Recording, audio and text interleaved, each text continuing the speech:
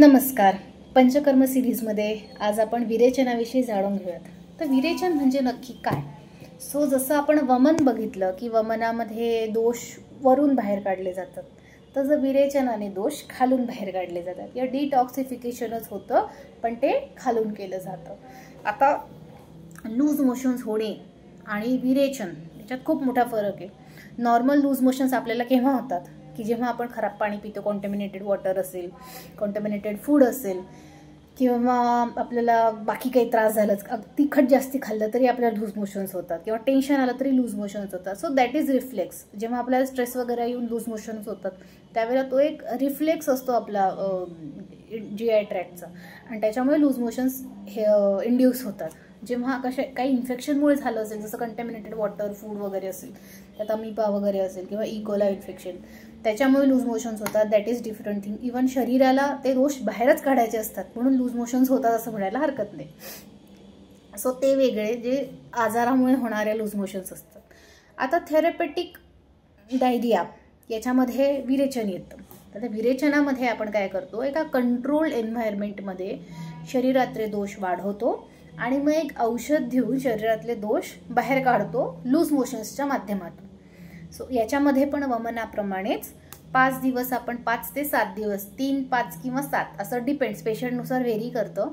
So तेवढ्या डोसमध्ये आपण तूप पाजतो पेशंटला. आता तूप पण थेरपेटिक कंडिशननुसार डिफरंट असतात.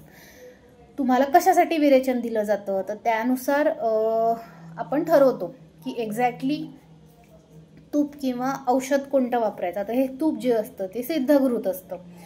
काही डॉक्टर स्वतः बनवतात, काही डॉक्टर मार्केटमधून प्रोक्युअर करतात, पण ते ड्रग ऑफ चॉईस जो आहे तो तुमच्या कंडिशननुसार डिटरमाइन होणार. सो कोणतंही सिद्धघृत बनवण्यासाठी 5 ते 12 दिवसांचा कालावधी लागतो. त्यात कोणते द्रव्य टाकले त्यानुसार डिफर करतं. सो मेहनतीचं काम आहे घृत बनवणं. येस. सो ते जे घृत आहे ते सम्यक सिद्धी लक्षण आल्यानंतर स्टॉप केलं जातं. सम्यक सिद्धी लक्षण मी आधी एक्सप्लेन केले वमनाच्या व्हिडिओमध्ये, ते तुम्ही बघू शकतात. सो सिद्धी लक्षण आलं की आपण स्टॉप करणार. जसं वमनामध्ये 1 दिवसाचा गॅप असतो तसा विरेचनात 2 दिवसाचा गॅप असतो. सो 2 दिवसांचा गॅप दिला जातो आणि त्या कालावधीमध्ये पेशंटचं पूर्ण सर्वांग स्नेहस्वेदन केलं जातं. पूर्ण बॉडीला मसाज आणि स्टीम असते. आणि मग आदल्या दिवशी, विरेचनाच्या आदल्या दिवशी काही शास्त्रकारांनुसार उडीदासारखे थोडे उत्प्लेशक पदार्थ खाऊ घालायला पाहिजे, किंवा थोडेसे पित्त प्रकोपक द्रव्य दिले पाहिजे. काही मतांनुसार द्यायला नको. सो ते वैद्यांच्या गुरुकुल पद्धतीनुसार वेरी करू शकतो.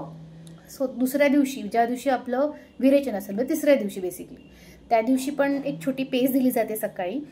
आणि त्याच्यानंतर तुम्हाला काही कालावधीनंतर, म्हणजे सर्वांग स्नेहस्वेदन झालं की मग औषध दिलं जातं की ज्याच्याने लूज मोशन्स इंड्यूस होतात.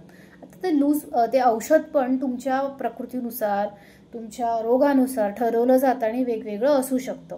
काही वेळेला टॅबलेट असतात, काही वेळेला काढा असतो, काही वेळेला अवलेह असतो. म्हणजे अवलेह म्हणजे चटणीसारखा पदार्थ. सो काही असू शकतं. सो अशा पद्धतीने तुम्हाला ते औषध दिलं जातं आणि लूज मोशनच्या माध्यमातून सगळे दोष शरीरातून बाहेर टाकले जातात. आता वमन असो किंवा विरेचन हे झाल्यानंतर तुम्हाला पथ्यपालन करणं आलं. सो पथ्यपालनामध्ये तुम्हाला किती तुमचं शुद्धी कशी झाली, म्हणजे अल्पशुद्धी झाली, मध्यम का उत्तम, म्हणजे कशानुसार तुम्हाला उलटी झाली किंवा जुलाब झाले, जे काही असेल त्याचं प्रमाण वैद्य कॅल्क्युलेट करणार आणि त्यानुसार तुम्हाला पथ्य 3 दिवस, 5 दिवस किंवा 7 दिवस द्यायचे हे ठरवलं जातं.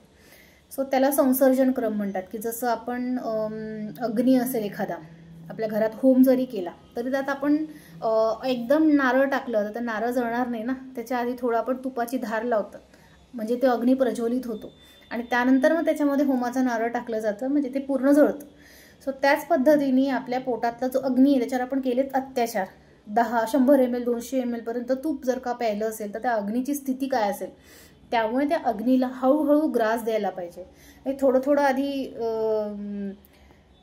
थोडे थोडे घास देऊन ते अग्नीला प्रज्वलित केलं पाहिजे आणि त्यानंतर मग ओरिजिनल आपला जो डाएट आहे तो आपण कन्झ्युम केला पाहिजे. त्याला संसर्जन क्रम असं म्हटलं जातं.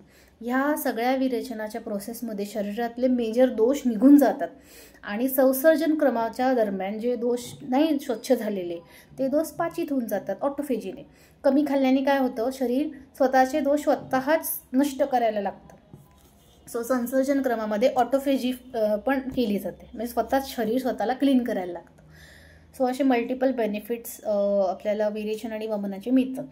आता आपल्याला शास्त्रामध्ये फक्त आजारी पडली आहे तरच करा पंचकर्म असं आहे का, तर नाही. नॅचरली वसंत ऋतूमध्ये कफोत्क्लेश असतो, कफ वाढलेला असतो, त्यामुळे त्यावेळेला वमन करण्याचा निर्देश आहे. आणि ऑक्टोबर म्हणजे शरद ऋतूमध्ये विरेचन, कारण की नॅचरली पित्तवृद्धी झालेली असते. आपले जे सण आहेत ते पण दोषांशी रिलेटेड आहेत बऱ्यापैकी. जसं वासंतिक उत्सव असतो तर वासंतिक उत्सवामध्ये मधासारखे पदार्थ दिले जातात किंवा सुरा असते बऱ्याच ठिकाणी. सो ते सगळे कफ शांत करणारे पदार्थ आहेत. किंवा हळद असते तर ते कफ शांत करणारे ते वसंत ऋतूमध्ये. आणि आता कोजागिरी येते शरद ऋतू, की जी पित्त जे वाढलेलं असतं त्याला शांत करण्यासाठी मदत करते. सो ते सण आणि आयुर्वेद हे पण कोरिलेट केलं जातं. सो ऑक्टोबर हीटमध्ये किंवा शरद ऋतूमध्ये विरेचन केलं तर पित्ताचे जे होणारे आजार असतात, जसं काही लोकांना नागिण होते, काही लोकांना खूप जास्त ॲसिडिटी होते, काहींना फोडं उठतात. सो अशा मल्टिपल इश्यूजमध्ये तुम्हाला विरेचन हेल्पफुल ठरू शकतं. ओके, सो मी एक शॉर्टमध्ये इन्फॉर्मेशन देण्याचा प्रयत्न केला. शेवटी तुमच्या प्रकृती आणि रोगानुसार वैद्यांना पूर्ण अधिकार आहे की तुम्हाला काय एक्झॅक्टली ट्रीटमेंट द्यावी. धन्यवाद.